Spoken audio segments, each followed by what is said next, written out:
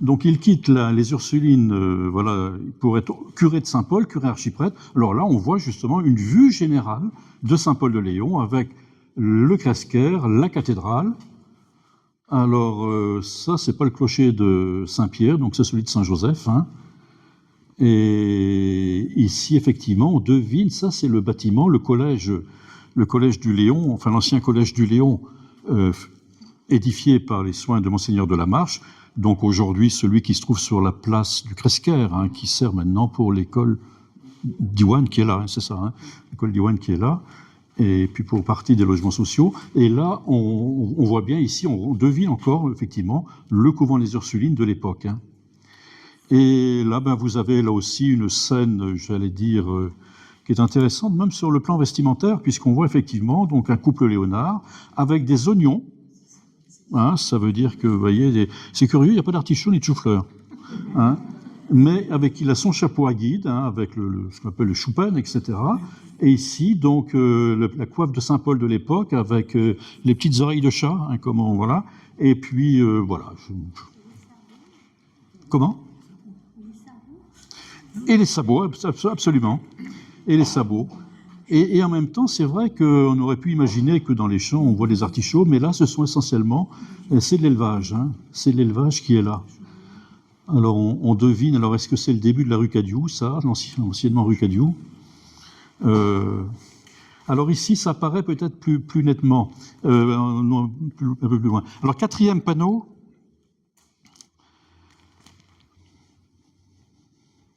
Flèche de la du Cresquer, oui. Alors là, ce panneau-ci, il est, donc après Saint-Paul, il est nommé supérieur du grand séminaire de Quimper. Alors vous savez qu'à Quimper, il y avait un grand séminaire jusqu'à la Révolution, qui était magnifique, un ensemble magnifique, et qui a été donc désaffecté, laïcisé à la Révolution. Ensuite, il y a eu le séminaire, mais justement, route de Pont-l'Abbé à Pénars, enfin voilà, qui a été ensuite détruit, et qui a ensuite, le séminaire plus récent, qui a fermé ses portes depuis longtemps d'ailleurs, c'était Kerfeunteun. Hein. Et donc, je vous dis ça parce que l'ancien grand séminaire, j'ai récupéré la chapelle, enfin à travers une association, rassurez-vous, donc qui était en mauvais, enfin, la pire chose de ma vie, parce que on a déjà 200 000 € de travaux engagés pour la couverture, une ruine en fait, voilà. Et on lui a redonné son ancien nom, c'était la chapelle, elle avait été rebaptisée chapelle Laennec, puisqu'il y avait un hôpital Laennec à côté, et donc on lui a redonné son ancien nom de chapelle du Saint-Esprit. Hein. Donc elle reprend vie progressivement, mais voilà, tout ça prend du temps. Hein. Et donc voilà, ce séminaire rappelle l'époque où François Olivier était donc directeur du grand séminaire de Quimper. On voit d'ailleurs, on devine ici des silhouettes de séminaristes hein, qui sont dans la cour. Et encore une fois, c'est vrai que c'est presque une obsession chez la religieuse, toujours des scènes de chant, effectivement. Bon, il faut savoir aussi que ces communautés vivent en autarcie, hein, c'est-à-dire qu'ils produisaient leurs propres légumes, ils pourvoyaient leur propre, j'allais dire, alimentation en viande. Moi, je me souviens, quand j'étais au Cresquer, il y avait même des cochons hein, qu'on tuait pour nourrir les élèves, les pensionnaires, etc. Donc, c'était assez logique, hein, il n'y avait pas de grande surface à l'époque. Et puis, dernier panneau, ici, donc... Monsieur Olivier, donc, il y a alors eu quelques démêlés avec le séminaire, il a été limogé au séminaire, et ensuite, donc, il a été nommé, dans la dernière partie de sa vie, recteur de l'Anilis, oui. Il est recteur de l'Anilis, et c'est ce que l'on voit en arrière-plan ici. Hein. Ultime étape de sa vie. Alors, je passe sur ces relations avec l'évêché qui étaient assez difficiles, hein, pour différentes raisons. Alors, simplement, je m'arrêtais à son passage ici, qui est évoqué sur l'autre panneau, pas sur celui-ci, où on devine qu'il était, alors de quelle année, à quelle année, il a été donc également, tout en étant aumônier des Ursulines, il était également directeur de Saint-Joseph. Il faisait les deux. Hein. Et la maison Saint-Joseph, donc c'est la maison de retraite des vieux prêtres, comme on disait. Il y en avait 3 à l'époque, hein. Il y en avait une donc à Saint-Paul-de-Léon, fondée vers 1859. Il y en avait une donc à Quimper, et il y en avait une ensuite également à Kérodrin, qui existe toujours, hein. 3 maisons de retraite des prêtres âgés. Et donc François Olivier a été directeur de la maison Saint-Joseph. Et là, ce que l'on voit effectivement dans les annales de la maison également, c'est que c'est à la fois, c'était un personnage qui avait une autorité ferme, tout en étant, j'allais dire, compréhensif avec les prêtres âgés, mais il était réputé pour sa fermeté, sinon sa rigueur, une très grande rigueur, puisqu'il y avait déjà une vingtaine de prêtres à l'époque. Ils vivaient comme un couvent. Et si on regarde les règlements de la maison Saint-Joseph à l'époque, c'est exactement comme dans une communauté monastique, hein.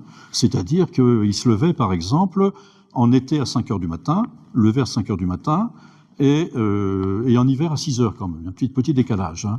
Et après, il y avait un règlement, mais très strict, c'est-à-dire interdiction de sortir de la maison sans l'accord du supérieur.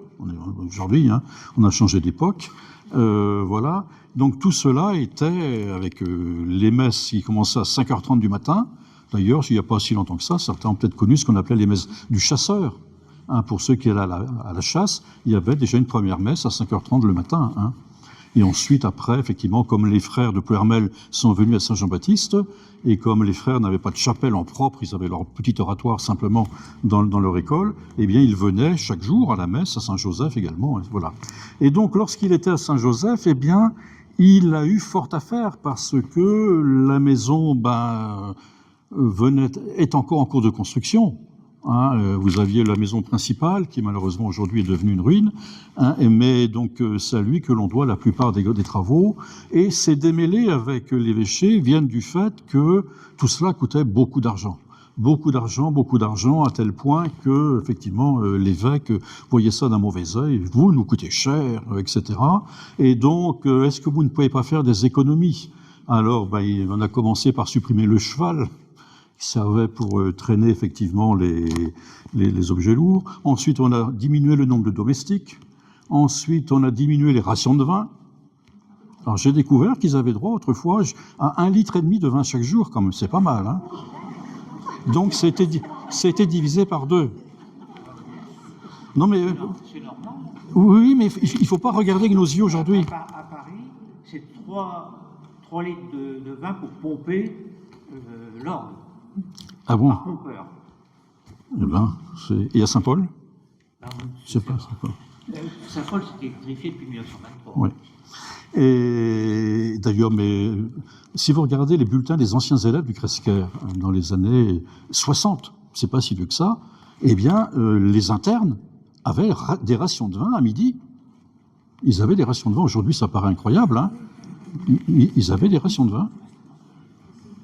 Vous avez connu? Chez les dominicains, c'était 10 centilitres par dérogation spéciale. Les religieux sont toujours plus... Mais parce qu'ils étaient dans un pays où il y avait eu des vignes, donc il y avait des petites tasses, je m'occupais de leurs archives, et il y avait des petites tasses qui dataient déjà du 16e, 17e, avec les noms, les initiales des sœurs. Ça existe toujours. Alors, c'est que la maison Saint-Joseph, effectivement, je vous dis qu'elle avait la dimension d'un couvent, mais le domaine était considérable, hein.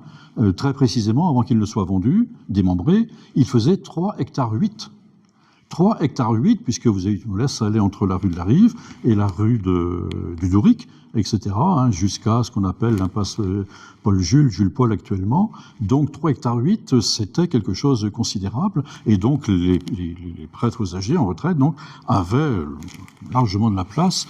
Il y avait d'ailleurs une sorte de, non pas de chemin de croix, mais il y avait des étapes, hein. Il y avait une grotte avec la Vierge, il y avait des bancs un peu plus loin, etc. Donc il faisait des étapes régulièrement. Et c'est à lui que l'on doit notamment également l'aménagement d'un cimetière dans cette propriété, dans ce domaine de Saint-Joseph. Alors ça paraît assez banal, puisque même les Ursulines, hein, autrefois au lycée du Cresker, il y avait le cimetière des Ursulines, hein. Il y a encore la plaque quand j'étais élève là-bas. Ici, je trouvais le cimetière des Ursulines. Donc, J'imagine qu'à un certain moment, tout cela a été transféré donc au cimetière Saint-Pierre. Et donc, on lui doit cette... Alors, ça a été difficile parce que il y avait des raisons sanitaires qui faisaient que les autorités s'y opposaient. Ensuite, bon, il a fini par avoir une dérogation grâce au maire de Saint-Paul, qui à l'époque c'était Monsieur de Carreur, Michel de Carreur, qui a fini par donner une dérogation, mais avec des impératifs très stricts, pas plus de telle distance pour chaque emplacement, etc. Et après, il y a eu la bénédiction. Alors, ça paraît tout simple aujourd'hui, mais non. Parce qu'effectivement, on voit dans les archives de Saint-Joseph que tout cela était très compliqué. Non, ils ont mis un calvaire en bois. Après, il y en a eu un calvaire qu'on a récupéré du côté de Brest par là. Mais au départ, le premier calvaire du cimetière de Saint-Joseph, c'était un calvaire en bois, une croix de bois. Et donc, le droit canon était très compliqué. Qu'est-ce qu'on bénit? On bénit la croix ou est-ce qu'on bénit la fosse? Alors, vous aviez des échanges selon l'article 36 du droit canon. Vous ne pouvez bénir que la croix. Et après, oui, mais on trouve effectivement qu'on peut bénir la fosse aussi. Aujourd'hui, on ne se poserait plus ce genre de questions, mais à l'époque, effectivement, c'était très compliqué. Et vous savez que après, quand le domaine a été vendu, effectivement, ce cimetière a été disparu. Et donc, le calvaire qui s'y trouvait, en pierre cette fois-ci, se trouve donc actuellement au cimetière de Saint-Paul, route de Morlaix.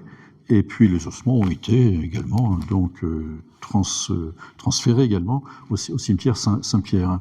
Et alors il y a un lien avec les Ursulines quand même, puisque la maison Saint-Joseph, la chapelle Saint-Joseph, alors effectivement j'ai retrouvé des traces effectivement des doléances du monsieur François Olivier sur cette chapelle qui nous coûte une fortune. Les petits clochetons de la balustrade du clocher tombent en ruine, il faut les réparer, etc. Si je vous dis ça, c'est parce que, bon, encore via une autre association, j'ai récupéré la chapelle Saint-Joseph qui était menacée, mais je viens d'être confronté au même problème. Vous avez peut-être vu qu'il y a eu un périmètre de sécurité ces jours-ci, et donc j'ai dû faire rejointoyer les clochetons, et tout ça n'est pas gratuit, et j'ose même pas vous dire, parce que sinon, à combien reviendrait, parce que la flèche penche, la remise en droit de la flèche. Le premier devis qu'on m'a donné, heureusement que je ne suis pas cardiaque, c'était 250 000 €. Donc, on verra. Donc, en tout cas, c'est pas au chapitre des priorités.